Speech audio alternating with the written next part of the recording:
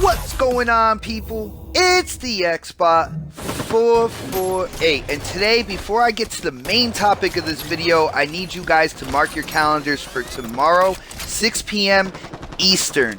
Alright, for people who watch Twitch, for people who are into Halo 5, Halo will be live streaming their new content. It's called Memories of Reach. They'll be streaming everything from the infection mode to the new arena map Stasis, you know, all the armors, which basically reflect the characters from Reach. Real cool content update coming up, and with them streaming it tomorrow, I'm hoping there's a really good chance that, you know, by the weekend we are gonna have this update to be able to play it. So, you know, for people who like Halo 5, and people who follow me, you know I love Halo 5. For people who enjoy playing it, definitely tune in tomorrow on Twitch. It's Halo's official channel. I'll put a link in the description below just so you know where to go. But they will be showing it 6 p.m. Eastern. Now, let's go on to the topic of today's video.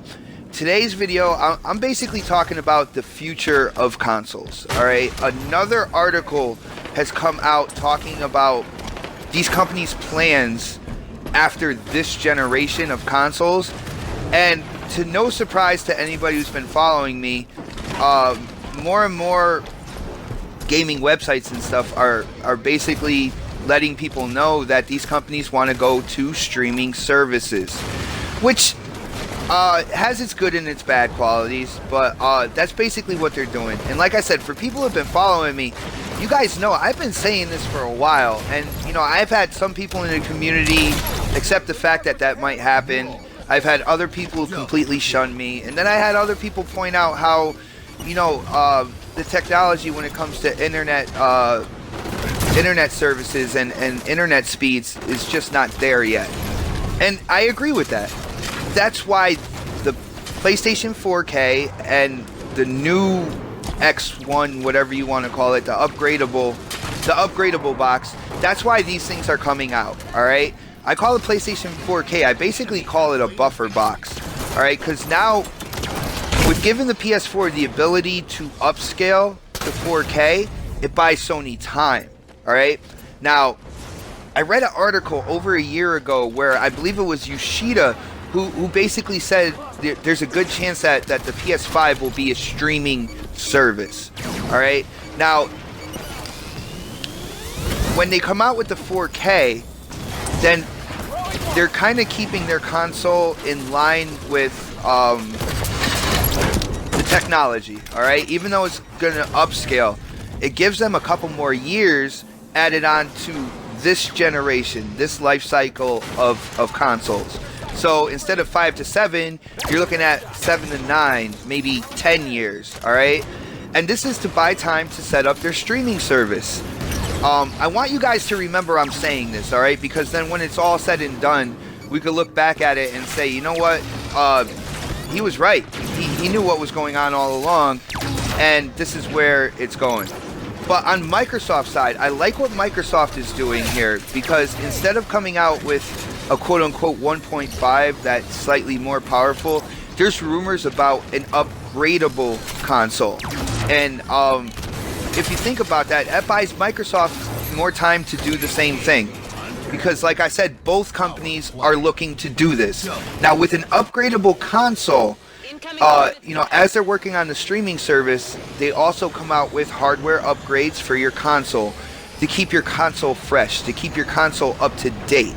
And it's not like they're gonna stop supporting the X1 or the core upgraded system, because these games are gonna be made on the Universal Windows platform, which means the games will scale up and down accordingly, according to the hardware that you have. Not only that, but Microsoft plans on having the game scale up to PC and down to your mobile phone. Alright, they want you to bring your games wherever, play them wherever you want to play them on whatever hardware, but they are still supporting the console. Alright, and I think this upgradable console is going to be absolutely amazing. But, you know, I'm a little off topic there. But basically, they're coming out with this so this way they could buy time to set up their game streaming service. You'll see it in small increments, and you'll see it develop over time. Okay, like they'll do small increments when it comes to like the 360 and stuff like that. Kind of like what Sony did with PlayStation Now. All right. And I have a bunch of friends that do have PlayStation Now, and I will let you know it's kind of split down the middle on the quality of that service. All right, so you know, some people say, you know, it's pretty good. It does have some lag, and other people say that, you know, the lag's so bad that they don't want to keep paying for it, and they're probably not going to. So it's kind of split down the middle on that whole thing. Now, here's the thing: when it comes to a streaming service, I think Microsoft has their plan and they are executing it better. Now, I know Sony came out with PlayStation Now first, but if you look at what Microsoft's doing, they have divisions within Microsoft working on internet speed technology, something like the codename DeLorean, which basically the DeLorean will give you high internet speeds, even across copper wire infrastructure, even across copper wire. So you're not using fiber optics here. They'll give you high internet speeds, and this is what they're working on, and this is what Microsoft needs time to develop. All right, and at least they're doing something like that. Now, I know Sony bought Gaikai, but I haven't seen any articles to where Sony comes out and says, yeah, well, they're developing a new technology when it comes to internet speeds and stuff like that. I don't see anything like that, but I do see it on Microsoft's side. I do see that there's divisions working on new technologies to increase internet speed, to make it accommodating for everybody in multiple regions, different financial classes, which is really good. I mean, you got to give credit where it's, you know, you got to give props where it's due. And to see Microsoft doing the work to make sure that the streaming service that they come out with years from now is quality and appeals to the masses. What else can you say about that? Now, here's one more point I wanted to make before you know, I close out the video, and that is, with Microsoft coming out with an upgradable box, they have more time than Sony does. All right, now Sony, with coming out with that buffer box, it only gives them a couple years. With Microsoft, having the chance to upgrade the console gives them a lot more time, because they can still, like I said, make their console fresh, come out with the upgrades. People have the choice of whether or not to get the upgrades or whatnot. And it just gives Microsoft more time to make sure they have an incredibly stable streaming service. Now, can you imagine games being processed on the Azure servers and streamed to your home or wherever you are?